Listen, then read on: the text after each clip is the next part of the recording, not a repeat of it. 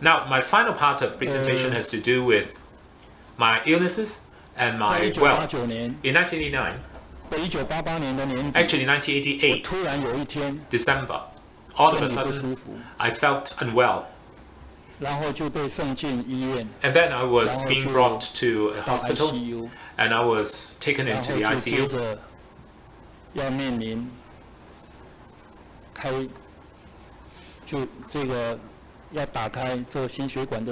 And then my heart was cut open, and I had to have my blood vessels operated on. That was when I was 39. I was at the prime of my life. That was when I had so many plans for my life and so many ambitions for my life.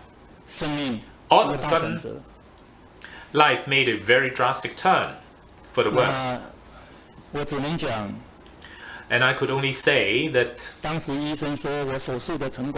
then my doctor said that I only had a 50% chances of survival. And I was a blind optimist. At that moment, I didn't have any more choices. And when you were being backed up into a corner, you would fight back.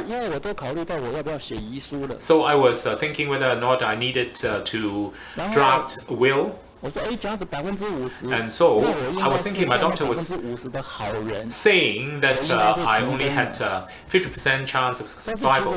And so I tried to look at it as bottle half full. But still, I wasn't able to fall asleep.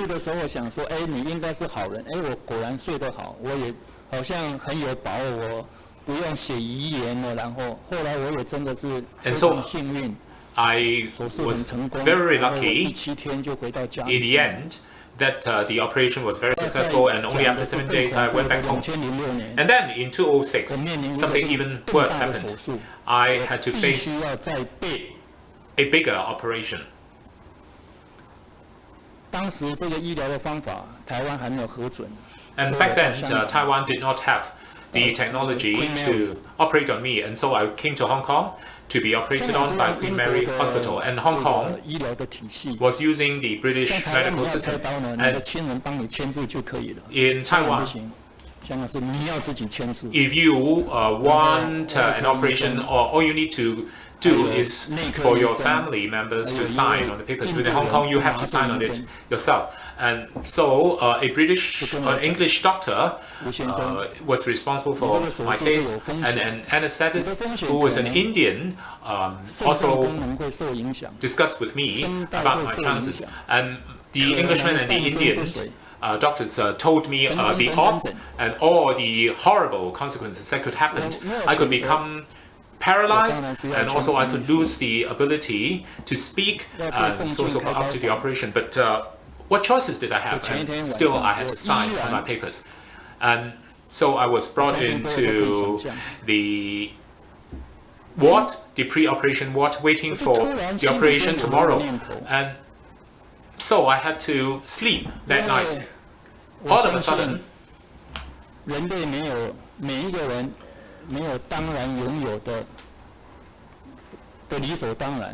I had the thought. I realized that nothing should be taken for granted in life, and nobody has the right to say that I do not deserve poverty, I do not deserve illnesses, and so on and so forth. Who does? Nobody deserves those things. And so that time I became even more blindly optimistic, and so I was saying that if God or if heaven picked me to be someone to suffer from such an illness and suffer from such adversity, I hope that because of the fact that I have already taken such an illness, taken such adversity, then one fewer person in this world will be suffering from that hardship. And once I had that thought, I became at peace. So I prepared myself to face the worst consequences. And this time, I was taken into the ICU after the operation only in 72 hours.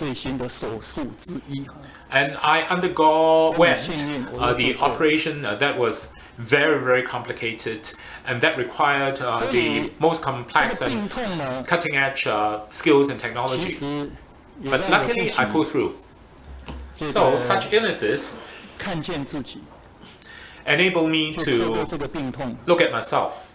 Through the illness,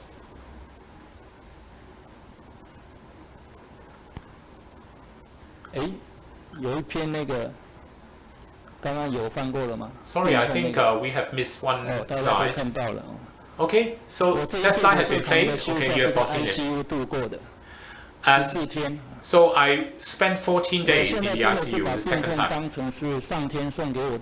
Now I really treat illness as a gift from heaven because the illness really helped me to grow.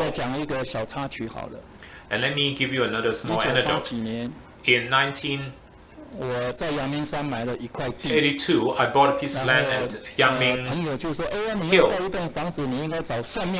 And so my friend was saying that you should have gotten a feng shui master to look at your land before you build a property on it. And so my friend helped me to find a feng shui master. And the feng shui master said that you should, if your house faced south, then you become wealthy. If you face your property north, then you would be very healthy. And if your property face east, then your wisdom will grow.